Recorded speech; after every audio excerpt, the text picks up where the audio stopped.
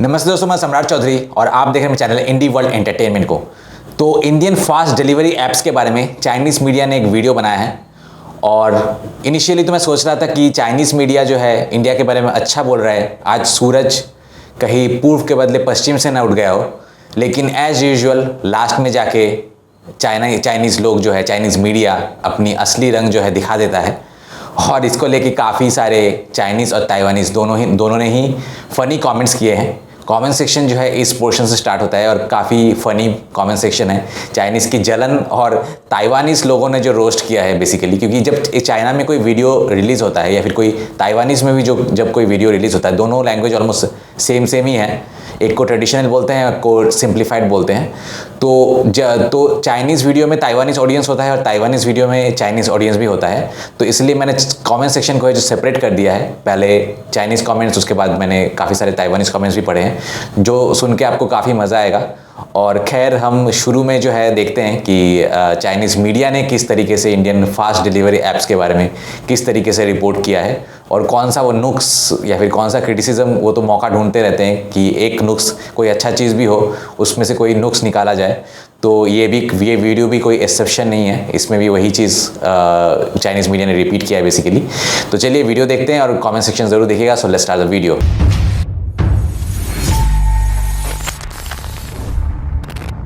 दोस्तों, क्योंकि अब मेरा खुद का प्रोडक्शन टीम है तो चैनल पार्टनरशिप, चैनल को क्विकली मोनेटाइज करना बहुत ज़्यादा आसान और बजट फ्रेंडली हो चुका है। अगर आपको मेरे साथ यूट्यूब चैनल पार्टनरशिप करना है जहां चैनल के ओनर आप होंगे लेकिन कंटेंट्स मैं बनाता रहूंगा, तो मुझे कांटेक्ट कीजिए इस नंबर पे। और साथ ही लाइफ विथ मेका व्लॉगिंग चैनल में काफ़ी सारे इंटरेस्टिंग व्लॉग्स आए हैं। चैनल का लिंक आपको डिस्क्रिप्शन बॉक्स में मिल जाएगा, आप चाहे तो चेकआउट कर सकते हैं।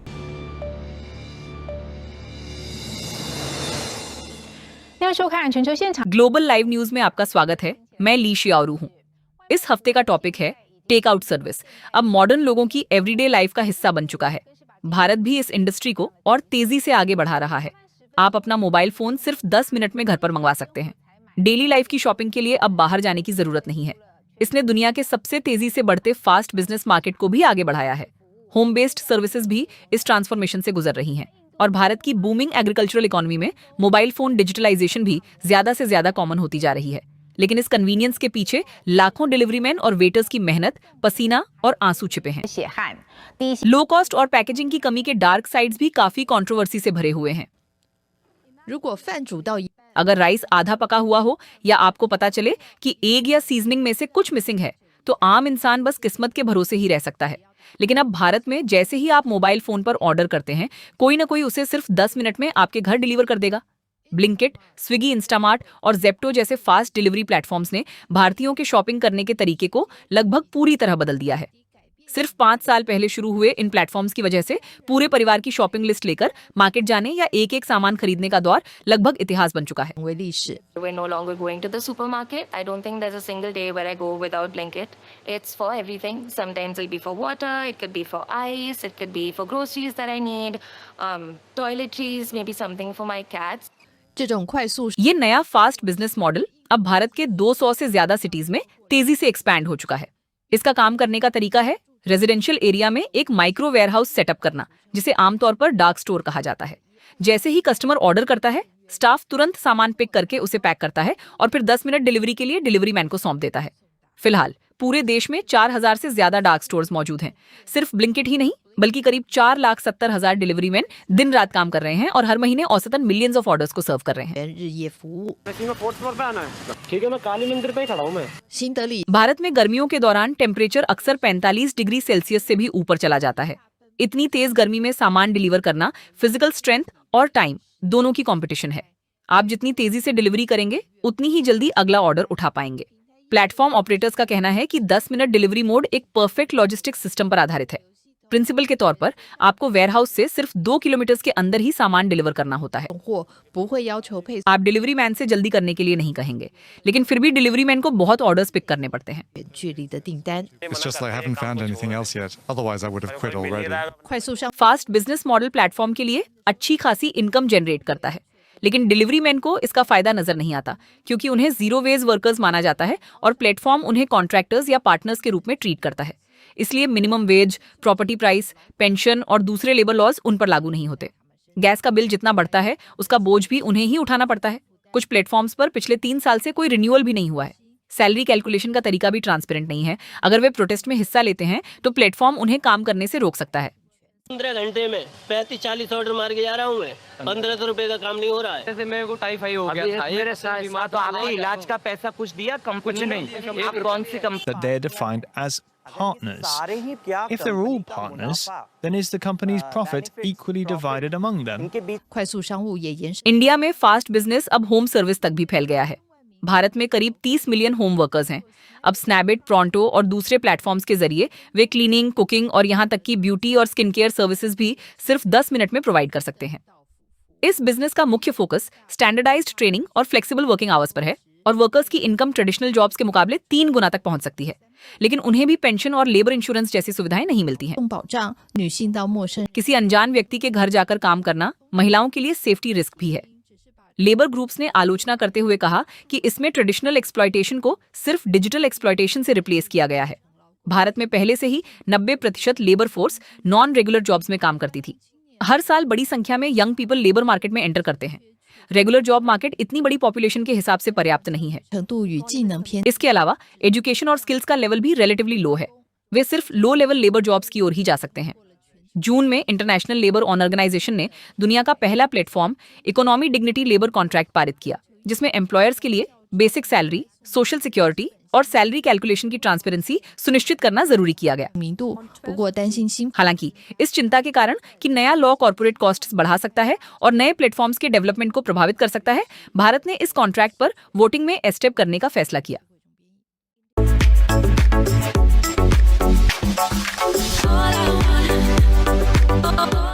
तो पहले चाइनीज कमेंट्स देखते हैं। तो सबसे पहले डैनी चैन ने लिखा है कि मैंने इंडिया के क्विक कॉमर्स को एडमायर करने के लिए वीडियो स्टार्ट किया था, लेकिन वीडियो एंड होते होते इंडिया के लेबर्स को देख के डिप्रेस्ड हो गया।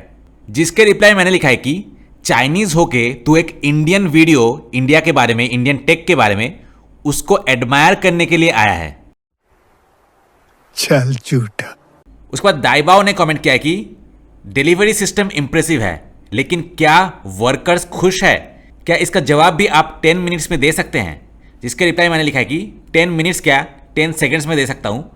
बहुत सारे वर्कर्स हो सकते हैं ऐसे जो कि खुश नहीं होंगे और उस पर हमें काम करना है, लेकिन एक चीज़ की तो श्योरिटी है कि वर्कर्स इतने नाखुश नहीं होंगे जितना चाइनीज दर्शक इंडिया की तरक्की देख के होता है। और चाइना तो लेबर लॉस और लेबर के खुशहाली के बारे में बात ना ही करे तो अच्छा है। उसका सुपरवेट ने कमेंट किया कि मैं बहुत खुश था कि ऐसा ऐप चाइना में भी आने से अच्छा होगा, लेकिन फिर सोचा कि 10 मिनट ये तो बहुत ही कम वक्त है, इतने कम वक्त में तो मैं डिसाइड भी नहीं कर पाऊंगा कि मुझे ऑर्डर क्या करना है। जिसके रिप्लाई मैंने लिखा है कि अबे घोचू, ऐप खोलने से ही 10 मिनट में लोग डिलीवर करने नहीं आ जाते। ये चाइना नहीं है कि तुम्हारे परमिशन के बगैर ही तुम्हें कुछ भी चीज़ चिपका दे। ये इंडिया है जहाँ पे चॉइस की फुल फ्रीडम जो है वो मिलती है।